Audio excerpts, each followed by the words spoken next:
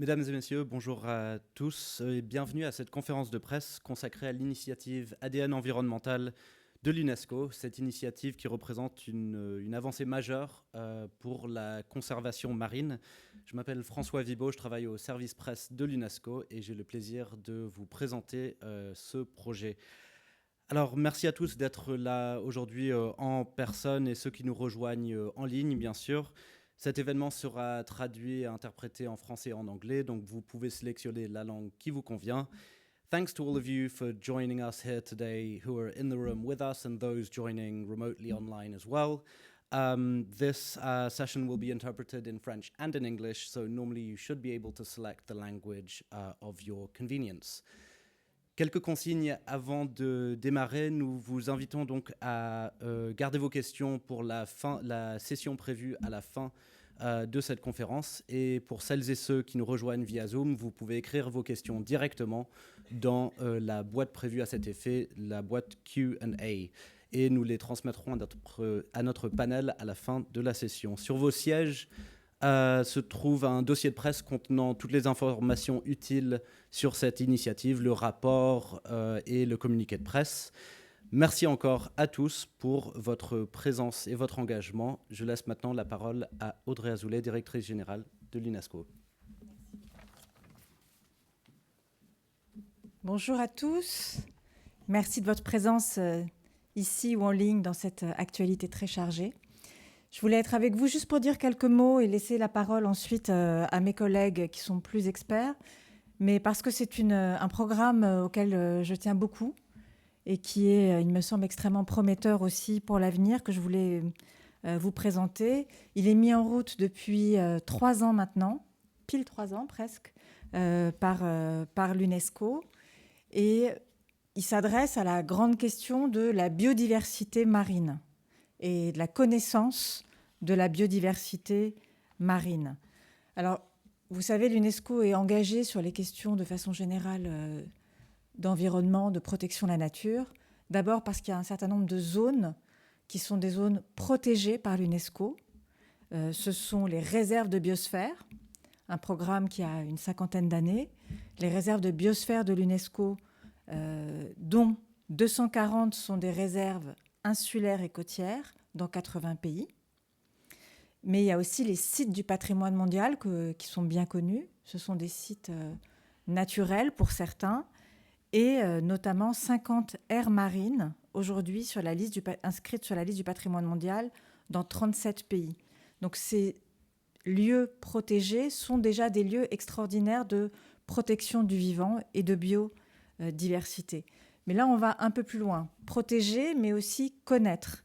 Et connaître, c'est l'objectif du programme que nous vous présentons et dont nous vous présentons les résultats. Programme Expédition ADN environnementale, lancé en décembre 2021. D'abord, il utilise une méthode nouvelle qui est née de façon expérimentale au début des années 2000, mais qui est véritablement mise en œuvre de façon systématique seulement aujourd'hui. Et c'est ce que nous allons vous présenter. Ça consiste en fait à analyser un échantillon d'eau prélevé en mer, en l'espèce, donc un échantillon de moins de 2 litres d'eau. Et cette méthode de l'ADN environnemental permet d'identifier la présence et le nombre d'espèces marines dans un environnement donné à partir des traces d'ADN laissées par ces espèces. Donc sur le terrain, on prélève simplement un peu d'eau et ensuite, cette technique permet de savoir quelles ont été les espèces fréquentant cette eau. Et notre l'apport de l'UNESCO, c'est d'avoir standardisé cette méthodologie qui était alors expérimentale pour la collecte et pour permettre, avec ce standard de collecte et ensuite d'analyse, de généraliser ces analyses et de les, je vous en dirai un autre mot, de les rapprocher et ensuite de les partager. Donc ça a consisté à mobiliser des bénévoles à travers le monde et très principalement des écoliers et leurs professeurs, mais aussi des membres des communautés locales et autochtones sur nos sites, accompagnés toujours par des experts scientifiques pour prélever ces échantillons d'eau sur 21 sites marins inscrits au patrimoine mondial, du Costa Rica aux Philippines, au Bangladesh, en Argentine ou encore au banc d'Arguin, en Mauritanie, où je serai, moi, cette semaine. Et ce travail fourni par les bénévoles a permis à l'ADN environnemental d'être un outil d'accélération pour l'acquisition des connaissances sur la biodiversité marine. Et donc, on va vous présenter plus en détail les résultats, mais on a pu identifier près de 4500 espèces, dont 120 figurent sur la liste rouge des espèces menacées de l'UICN, avec un travail qui a été fait normalement sans cette technique. Il aurait fallu près de 5 ans de travail avec des méthodes traditionnelles pour arriver à cette analyse des espèces. Et aussi, ça aurait été auparavant fait de façon beaucoup plus intrusive dans le milieu naturel, alors que là, c'est très peu intrusif, puisqu'il suffit de prélever un petit peu d'eau. Donc ça nous permet de mieux connaître les espèces fréquentées, et je crois qu'il y a eu un certain nombre de surprises. Et ça nous permet aussi, pour le coup, de mieux identifier les lieux qu'il faut protéger comme des zones très biodiverses. Or, il y a tout un enjeu aujourd'hui pour augmenter les surfaces protégées, y compris d'aires marines, mais il faut aussi savoir lesquelles particulièrement protéger ou protéger en priorité. Et cette analyse le permet. Il nous a aussi permis, ce programme, de sortir cette technique qui était encore confidentielle dans les laboratoires pour en faire un outil d'éducation à la protection de l'environnement pour la science ouverte. Et c'est le 3e pilier. Donc il y a protéger, connaître, mais aussi partager les sciences. C'est tout l'esprit du mouvement des sciences ouvertes pour lequel l'UNESCO est très engagée. Il y a une recommandation qui avait été adoptée par nos États membres en 2021 sur ce sujet. Et en quoi est-ce que c'est une initiative de sciences ouvertes ? Eh bien, tous nos protocoles, nos outils, nos résultats obtenus sont accessibles à tous sur le site du programme. Donc, c'est de la science très ouverte.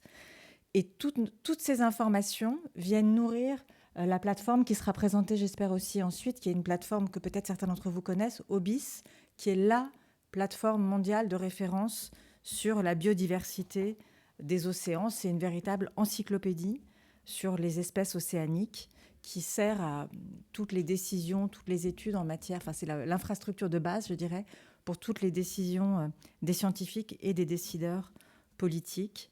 Et puis c'est de la science citoyenne. Moi j'ai eu l'occasion d'accompagner parfois des élèves, des classes qui faisaient ces prélèvements.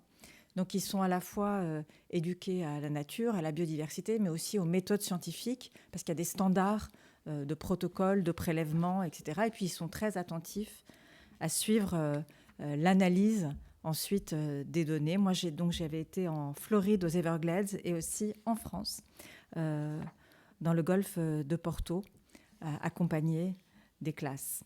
Je voudrais remercier, je sais qu'elle est parmi nous, la représentante de Flandre, du Royaume de Belgique, de Flandre, le gouvernement de Flandre, qui a soutenu depuis le début ce projet, qui nous a permis de le déployer de façon mondiale. Et nous espérons continuer à le reproduire à plus grande échelle encore, puisque ces 3 années et ce nombre de collectes a permis des résultats extrêmement heureux, à la fois pour la science et pour l'éducation à l'environnement. Donc c'est quelque chose que nous souhaitons prolonger comme un bon outil, à la fois pour orienter la protection, éduquer à la nature et, in fine, préserver la biodiversité marine. Donc voilà pour cette présentation générale. Et je voudrais maintenant passer la parole à mes collègues, sauf si le maître de cérémonie veut les présenter en bonne et due forme. Je me garde bien de prendre son rôle. Et je vous remercie à tous. Bon après-midi. Merci.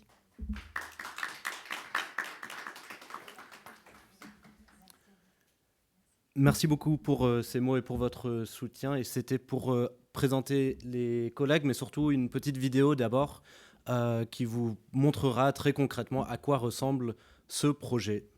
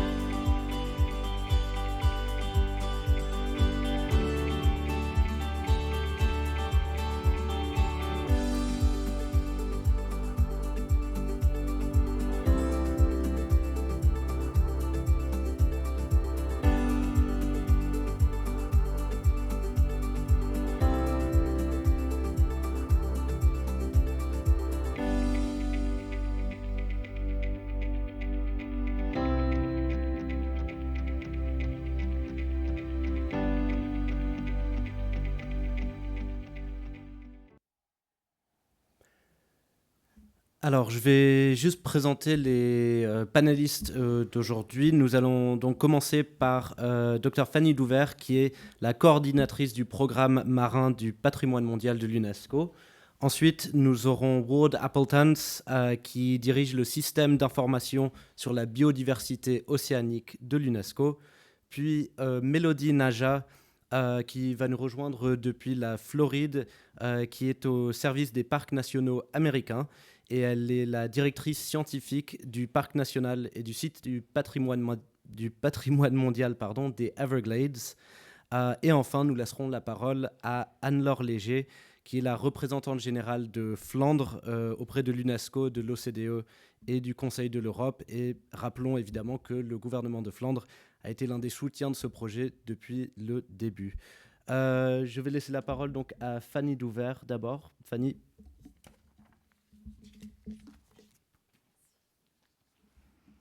Bonjour à vous tous. Je vais vous adresser en anglais, but I think there is simultaneous translation.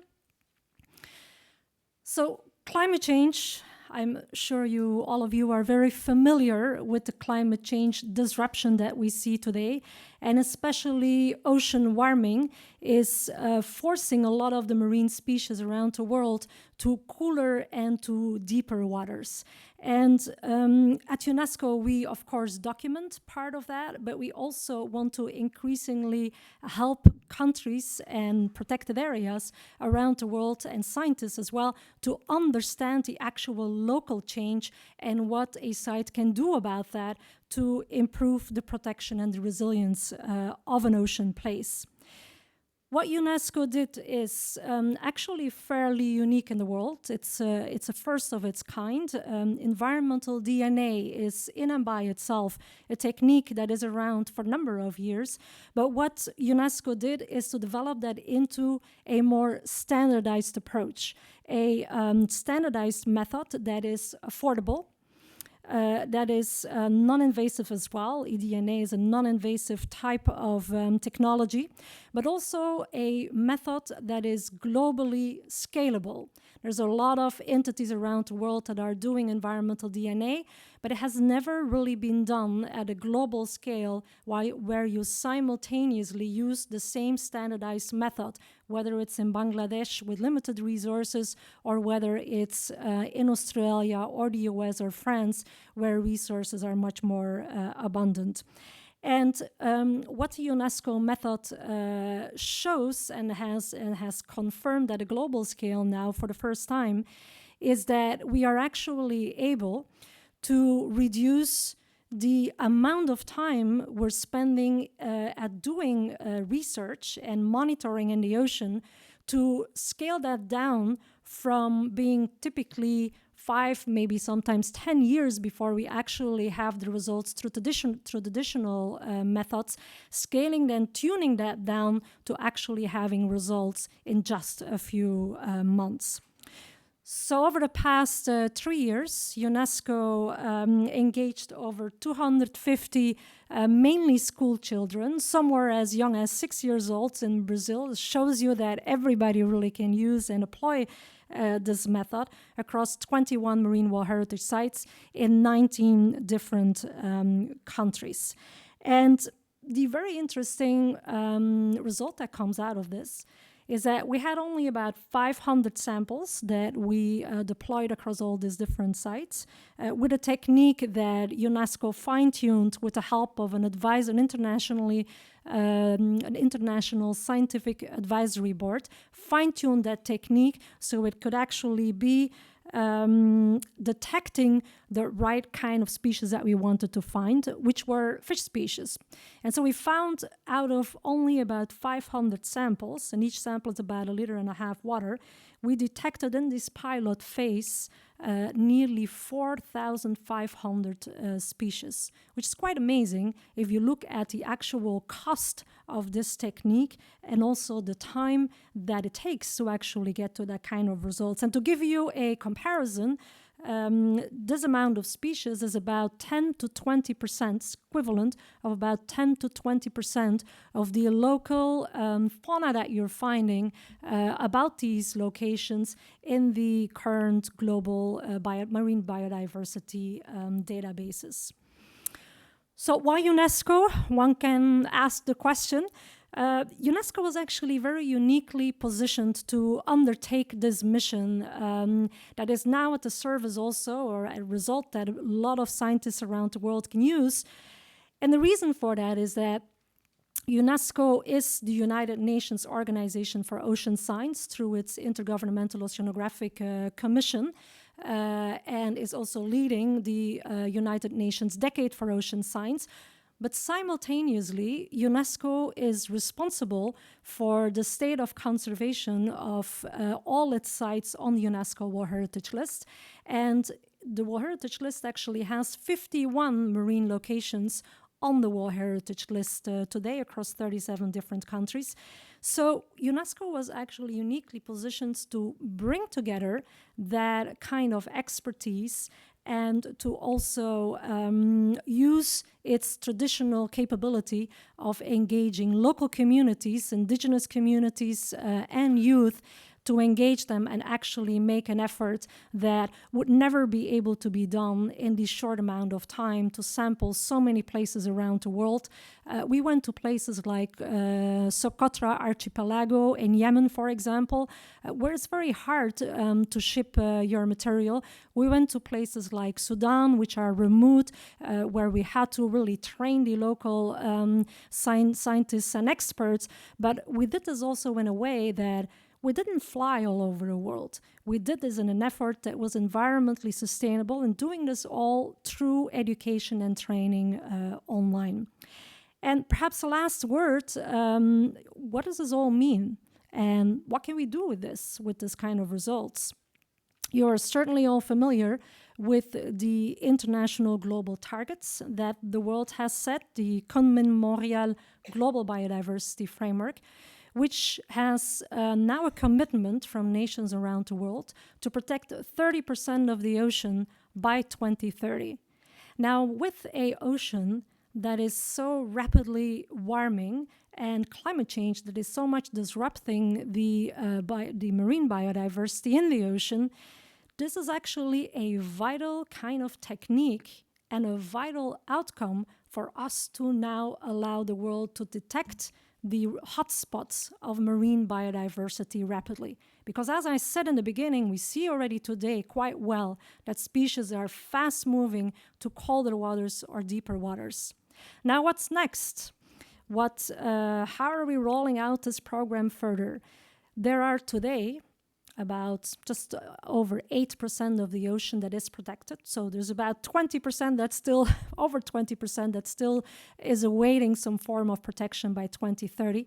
But even the 18,000 plus marine protected areas that are there now, this is a method that actually can be scaled out and rolled out across those 18,000 plus marine protected areas around the world. It's a rapidly scalable method and it's accessible.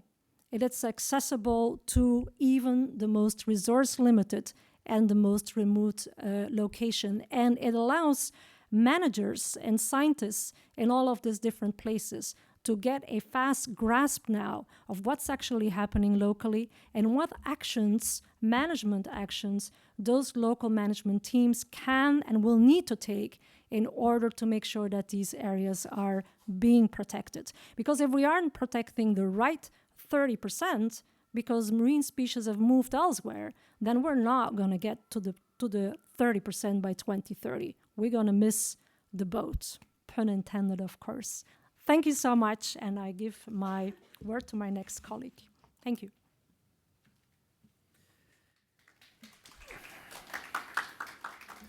Thanks very much, Fanny. I'll now leave the word to Ward Appletons, who runs the OBIS, so the Ocean Biodiversity Information System, le système d'information sur la biodiversité océanique. Et il me semble que nous avons juste une courte vidéo pour présenter un peu cette plateforme OBIS. Around the world, accessing insights from DNA, and visualizing information about species with just a few clicks. UNESCO presents the eDNA Expeditions Dashboard, uncovering the results from UNESCO's expeditions in World Heritage marine sites. Developed by the Ocean Biodiversity Information System, the dashboard is free, simple, and accessible to everyone, regardless of your background. Navigate intuitive maps, select a site from the list, and explore biodiversity with interactive charts. Compare samples with our analysis tools, or discover marine species through our gallery. Get details on climate analysis and explore future scenarios with climate projections. Identify species at risk and help us protect them. UNESCO eDNA Expeditions Dashboard. Data is just a click away from action.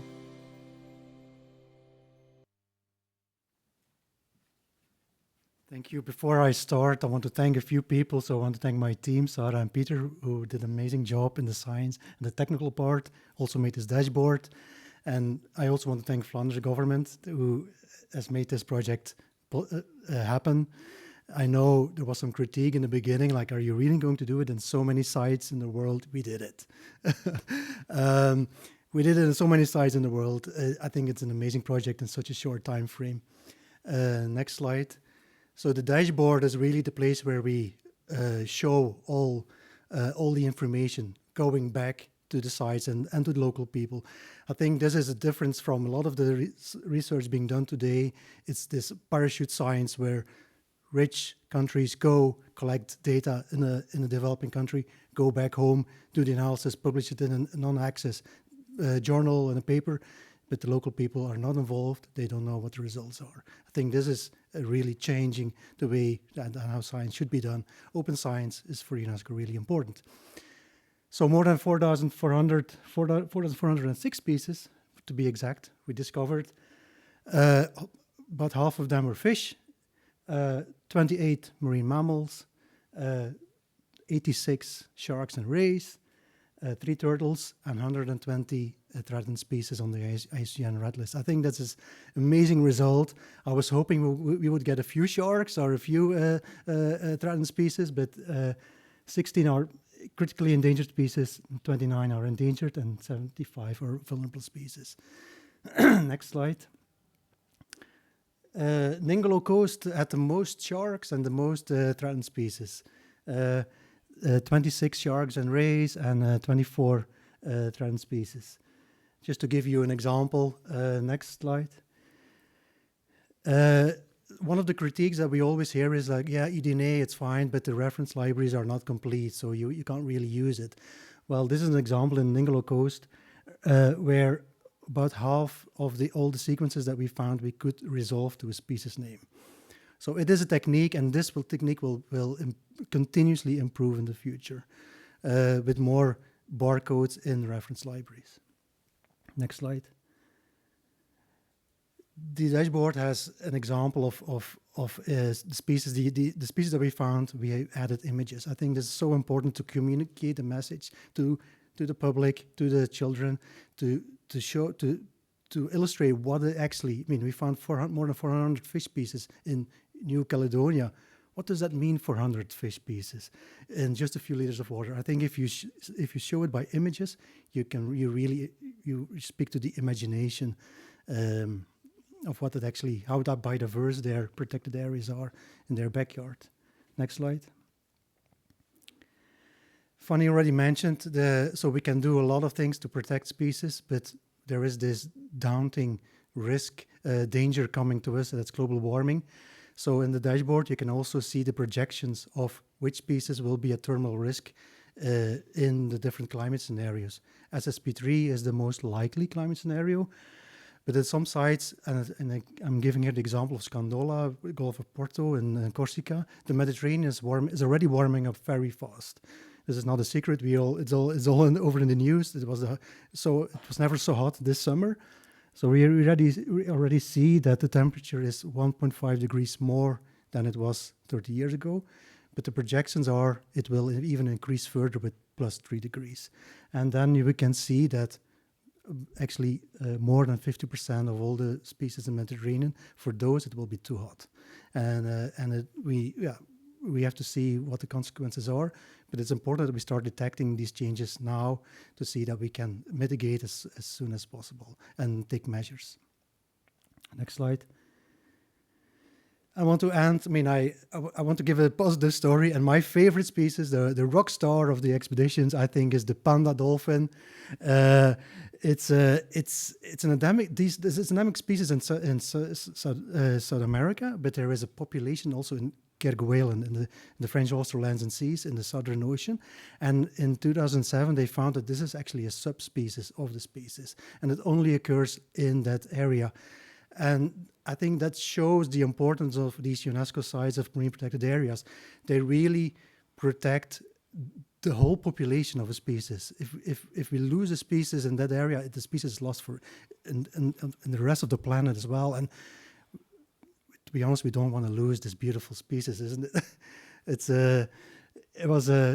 I personally, I didn't know this species before, so I was really surprised when I saw this, and I think it's an amazing example. So next slide. What's next?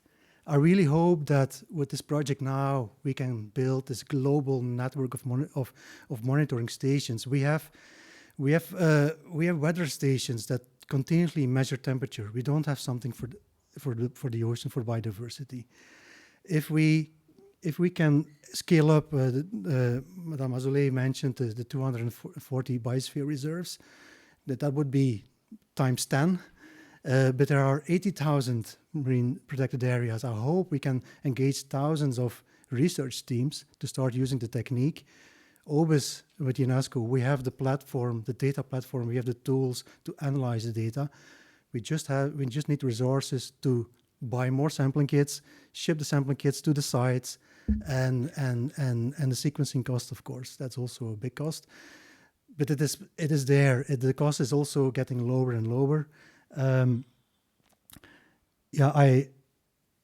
hope we can continue this project, and I'm really looking forward to this. Thank you very much.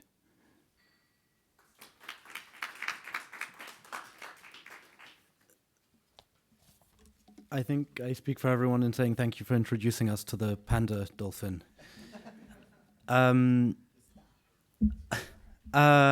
Je vais laisser la parole maintenant à Melody Naja. Melody, if you can hear us. Melody is joining us from Florida. She is the scientific director of the Everglades National Park and World Heritage Site and works with the U.S. National Parks Service. Melody? Good afternoon or good morning, everyone from Miami. I want to thank you for inviting the Everglades National Park to join you today in this during this press event. I don't want to talk about the eDNA as a technical tool. I want to talk about the eDNA and this event, the sampling eDNA sampling event as a citizen science event. So basically, what happened is that 2 years ago we were contacted by Fanny here. And suggesting to us to participate in this global event. And we were very honored to be selected and to participate in this global effort. Because for us, it wasn't as much as from a technical perspective, but from a citizen science perspective. So it gave us the opportunity to reach out to a nearby high school, inviting students, high school students, 15 years old students, to join us to sample Florida Bay. So Florida Bay was in the Everglades National Park, and Everglades National Park is a World Heritage Site. So that's what happened in April 2023. It's almost 18 months ago. We had students joining us. We first trained them in a lab. It took us only 1 day, right? We invited other scientists from local universities to join us, and we spent the morning training the students in a lab to take samples, and to talk to them about this effort, the global effort. And then when it was time, we took boats. And we launched the afternoon on Florida Bay. to take samples. So we visited 5 sites within Florida Bay, and we had 3 boats and with 6 students. As Fanny said, always was an experienced scientist with them. So that's when you see the importance of this all. You see how these young minds learned about this global effort. They connected the dots from the lab to the importance of the biodiversity, the importance of the marine biodiversity, the importance of how this experience deepened the link in their minds from what they are learning at school to what's happening out there, to the conservation, the connection to nature. So that was the importance of this event for me in person. So that's how this UNESCO effort helped us here in Everglades National Park, making this connection and foster this next generation of conservationists, right? So that was the day. Now, for us, as from a technical perspective, we've been using the eDNA for in other scientific projects here in Everglades National Park. We've been using the eDNA to detect the spatial extent of invasive species, like the pythons here that we have in the park. So we are tracking how the spatial range of the invasive species. So this was a shift, right, from invasive species to threatened and endangered species. And always the eDNA are faster, are cheaper tools. And it gives us a snapshot, right, of what's out there and in our ecosystem. So we got the results last week, and we still are looking at the data and checking the species that the eDNA sampling gave us. But in the first look, we found the grouper, the small to sawfish, the turtles, loggerhead turtles. So all these threatened here and endangered species here in Everglades National Park. So in brief, it was really a great opportunity for us, and it is. We hope that this opportunity will happen very often, because as I said, it's a snapshot. But what would be cool about this, if we can repeat this snapshot like 10 years down the road or 20 years down the road, to check the impacts of sea level rise, of climate change on our biodiversity here in Everglades National Park. So that's one. And second is comparing what we have here to other marine ecosystems worldwide. So this is the unique program, and we really thank UNESCO for leading the charge and implementing this at a global scale. Thank you.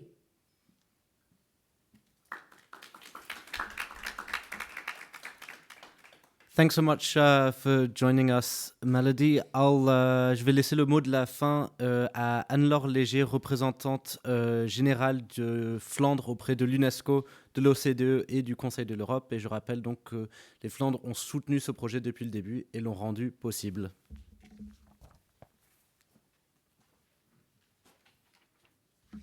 Merci beaucoup. Flanders. Maybe just one word to tell you where it is. Maybe not everybody knows. We are the northern part of Belgium, and we have 60 kilometers of coastline along the North Sea. And I will take you back a little bit into history. For centuries, our region has been a pioneer in ocean and maritime affairs, making vital contributions to exploration, innovation, and the advancement of ocean science and conservation. You may know the names of Gerardus Mercator, Gerard Mercator, I don't know in English, and Abraham Ortelius, both Flemish innovators whose groundbreaking cartographic standards from the 16th century are still used today. Flanders continues to lead internationally in innovation and sustainability, and is a global leader in oceanographic research. You're in a very difficult domain to pronounce. The sustainable management of marine ecosystems and cutting-edge climate studies. UNESCO's eDNA project perfectly aligns with the ambitions of our Flemish government in fostering multilateral partnership and pushing the boundaries of technology to contribute to a sustainable future. Our aim is to make a difference, both locally and globally. This is why the government of Flanders enthusiastically chose to support UNESCO in funding this first-of-its-kind global citizen science initiative.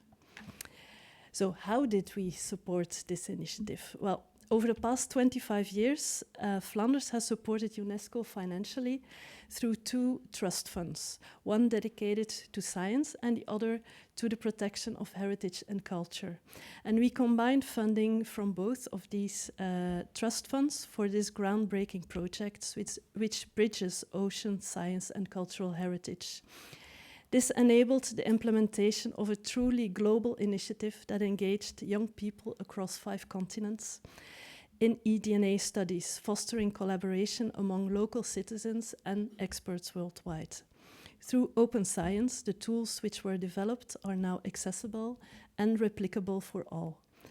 Naturally, we were very happy to see experts from the Flemish Institute of the Sea, the University of Leuven and the Africa Museum in Tervuren, Brussels, being involved as well. Today, Mrs. Doevere, as we say in Flemish, Mr. Appeltans and Mrs. Naja have shown us the impressive impact and the immense potential of eDNA, and the pilot program has been a success. To scale it globally, further support and funding are essential. So I strongly encourage other member states, partners and private actors to join us in taking this initiative to the next level and to invest in a sustainable future for our oceans and for the generations to come. Thank you.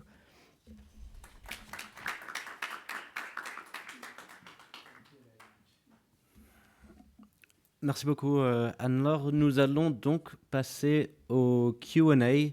J'imagine que vous devez avoir quelques questions à ce sujet. On peut commencer.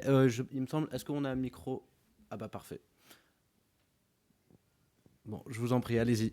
Et si vous pouvez juste dire votre nom, votre média et à qui s'adresse votre question, après tout le monde pourra y répondre. I'm Nerea Gonzalez from EFE, and I would like to know if the dashboard is already live or not. Yes?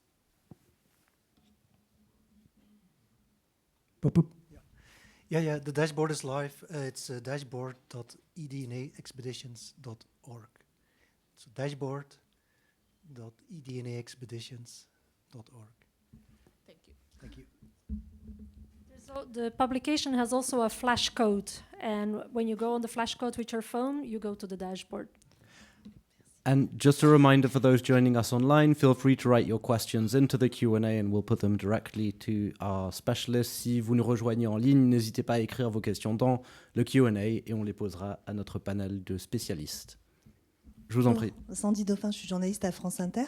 Une petite question pratique. Les prélèvements sont analysés sur place ou est-ce qu'ils sont envoyés quelque part dans le monde, dans un laboratoire pour être analysés? Et ma deuxième question, vous disiez, ça peut nous aider à suivre les migrations des espèces liées au réchauffement climatique. Mais vous parlez d'aujourd'hui, c'est-à-dire est-ce que vous êtes capable de comparer ces bases de données à des bases de données qui ont été collectées de manière plus classique, ou est-ce que vous voulez dire dans 20 ans, puisque j'imagine qu'il faut quand même les mêmes standards de prélèvement pour pouvoir comparer. Merci beaucoup. So all the samples were taken locally, but were then shipped to our office in Belgium, and then analyzed in a lab in Leuven and also in Flanders. So we got the raw data from the university lab, and then we analyzed the OBIS team, ran the bioinformatics pipeline so that the raw sequences were translated to species names. That's something that we did centrally. It was not done locally. all the data are available in the dashboard, but the data are also integrated into OBIS. So Ocean Biodiversity Information System, the OBIS database, is a global database where thousands of institutions in the world are publishing their marine observations. So not only eDNA, we have a lot of eDNA data coming in now, but also tracking data, animals that are tagged and then tracked by satellites, for example.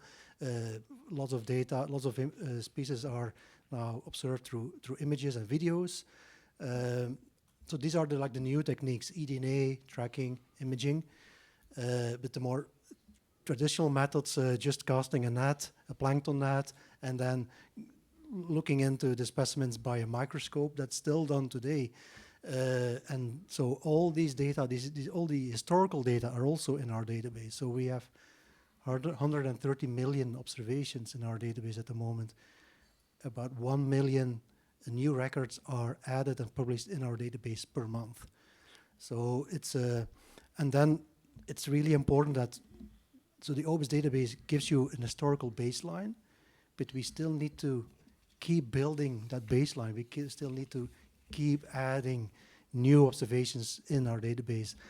To give you an example, we looked today, so we have data of about 190,000 marine species in the OBIS database, so almost 200,000. This project added 260 species to our database that were not recorded yet in our global database. So eDNA, these expeditions, every new expeditions gives new information. We detect new species that were not reported in those areas before. The ocean is constantly changing, and it's changing more and more rapidly. So it's really important that we have developed these methods to early detect these changes. We heard the example of invasive species. It's really important that you detect invasive species as soon as possible before it gets spread. It's like a wildfire. You want to stop the fire before it spreads. Invasive species is the same thing. If you don't react immediately and try to take away those invasive species, it's almost impossible to control anymore. So early detection with eDNA, sometimes these are juveniles. Yeah, like it's really difficult to identify a species just purely on visual detection. But eDNA, you don't need this expertise either. You can just map your sequence with a reference library. There are global reference libraries available, and they are continuously getting improved. Like even if we have, I saw the map with the gray bars where the species that we could not yet, the sequences that we could not yet resolve to a species name.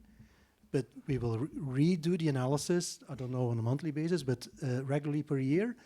So we will check again the reference libraries. Maybe the species is now in the reference library, and we will be able to resolve the sequence. So I'm sure the gray bar of unresolved species will also decrease in a couple of years.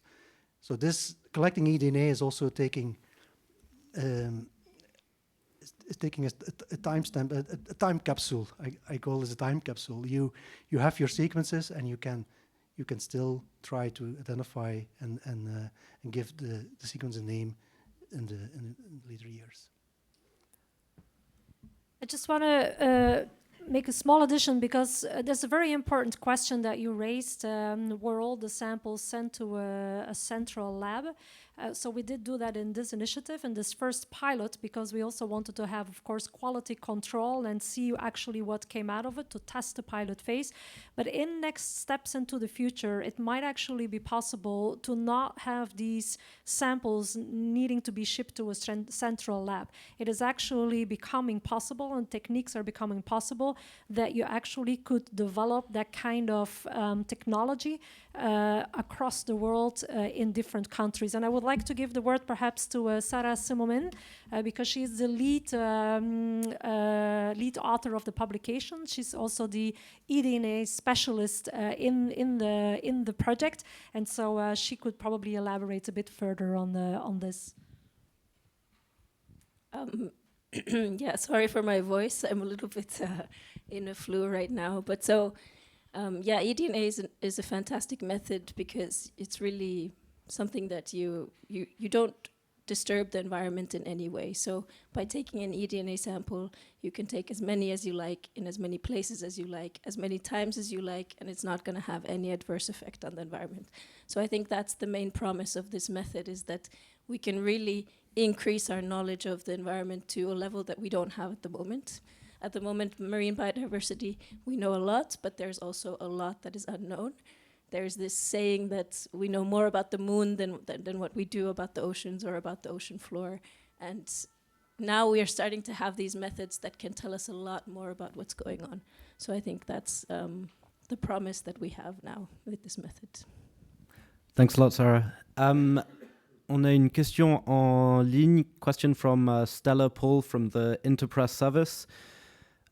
Two-part question for Fanny Douvert, but for others as well, saying it seems that this methodology is perfect as it's simple, low cost, and scalable, which we did not pay her to say that. How would then countries need to be encouraged to adopt and apply this technology? So you want me to? So I think first of all, as I said also in my presentation, environmental DNA is not necessarily something that is new. It's not something that had never been done before.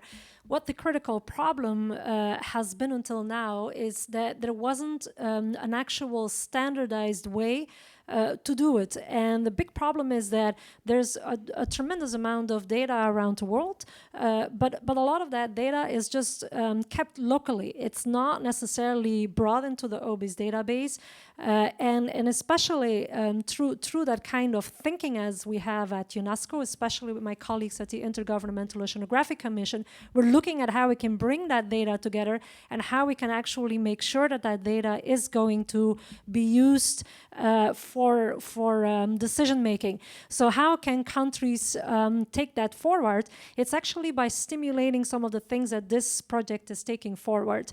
There are a lot of the local scientific teams that are doing it, but the stimulation here and the idea here is to bring that data that you're resulting from this, to bring that in open science, and to use techniques that also your methods that you're using to analyze that data, that also that is brought into open science, because that means that the initiative can be replicated by others, and in the long term we actually will be able to bring all that data information together instead of actually having all that dispersed in different places around the world. We are really in a time with the ocean that is at a very critical point. We're seeing a lot of this, and the results of the analysis shows that as well. We see a lot of these species that are very near their terminal limits, so that will probably either disappear, but a number of them are probably going to go to other places. And as my colleagues shared, in these places that we're protecting, we're seeing also these invasive species. So the way that countries really can be stimulated to join up on this is to use some of the critical things that we have laid out on this. The open science, being open about your methods, investing in this method. Of course, it isn't perfect. It's a technique that is in development. But I think also collaborating with organizations like UNESCO to build the capability within the countries. The Intergovernmental Oceanographic has regional areas around the world where it has technicians that can help develop that further. The World Heritage Center has these marine World Heritage sites, and there are scientific teams around the world that can do that. So it's a true inspiration of collaboration. And I think bringing that technology at the doorstep of youth and young people, there is a tremendous amount of anxiety today. So about climate change and feeling not powerful to actually be able to do something. Where here, what we're doing with this, it actually allowing countries to stimulate their youth to work with their schools and their teachers and their school children to actually bring all hands on deck to get us the science we need for the ocean we want for tomorrow, and to do that in a way that is tangible, that is doable, and allows us actually really in a concrete way, in a meaningful way to move forward. Thanks so much, Fanny. There was a second part to her question about planning how we're rolling this out and a capacity building initiative, especially for indigenous and local communities to participate, but perhaps you already touched upon this. If any colleagues would like to weigh in. I think what I can add is I think the importance of having this global project in a UN agency like UNESCO. I mean, we are the UN science body. We have the IOC of UNESCO, the ocean science body.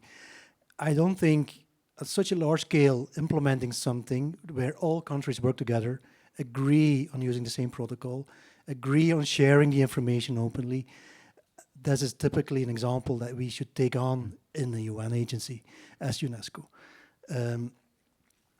I would encourage countries to contact us, that we can have a list of interested parties and interested countries, that we can build up this inventory of where we can further enroll this project. Capacity development is really key, but I think we have shown here by just simply sending booklets and videos that were translated in local languages, but engage with the local scientists. There's a lot of, I mean, we don't need this north-south training anymore. We can engage local scientists in local capacity development. I think, yeah.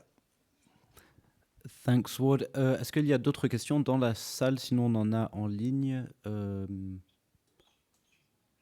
On va passer dans ce cas-là à une question from Elizabeth Penesi, who says, what ground truthing is done to verify eDNA detected species in the area? Donc, qu'est-ce qu'il y a comme vérification sur le terrain pour s'assurer que les espèces trouvées par ADN environnemental sont bien là?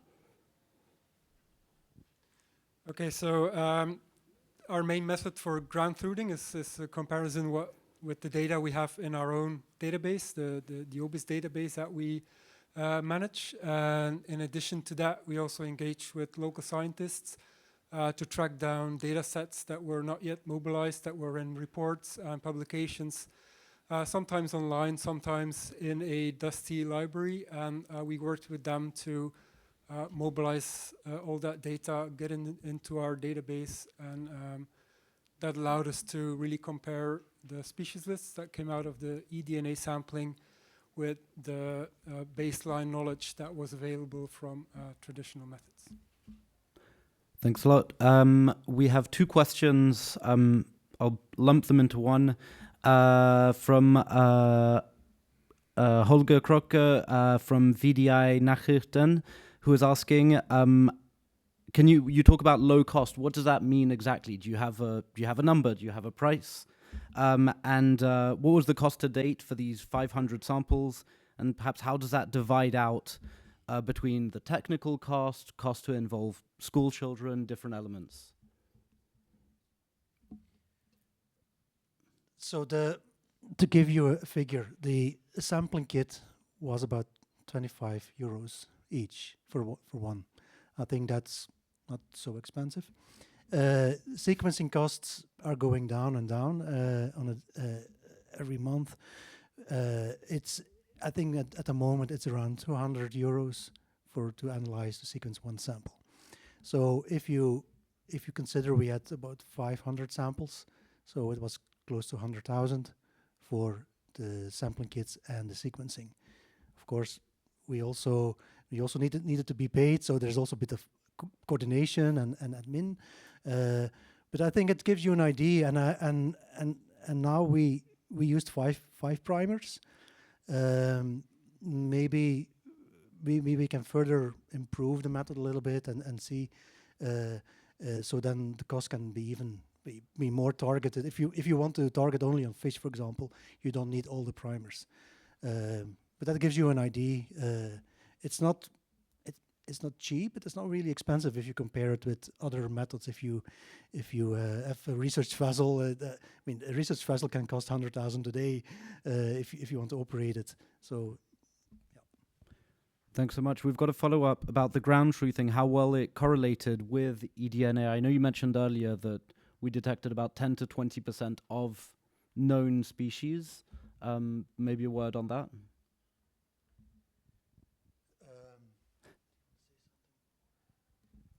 So there's been many studies to look at how eDNA correlates with traditional methods, and usually the correlation is quite good. But of course, eDNA is a complementary method to other methods, so you'll have some overlap, some differences between the methods that you use. In our case, I think pretty much all of the species that we find also in our database, because we're not comparing method to method, we're comparing eDNA results to all of the baseline knowledge that we have in OBIS. So in our case, I think it very well correlated to what we know. Of course, it's only a small portion for what we know so far. But there are many studies that show that it correlates, but eDNA is definitely complementary to other methods. Thanks so much. S'il n'y a pas d'autres questions dans la salle, je pense que ça clôt donc cette conférence de presse. Si vous souhaitez d'autres interviews en one-on-one après, c'est bien sûr possible. Merci à tous de nous avoir rejoints ici. Merci à nos panélistes, à Fanny, à Ward, à Peter, à Sarah. Merci au gouvernement de Flandre qui a soutenu donc cette initiative. Merci aux interprètes et aux collègues qui ont assuré la technique de cet événement. Et je vous souhaite à tous une très bonne après-midi. Et merci.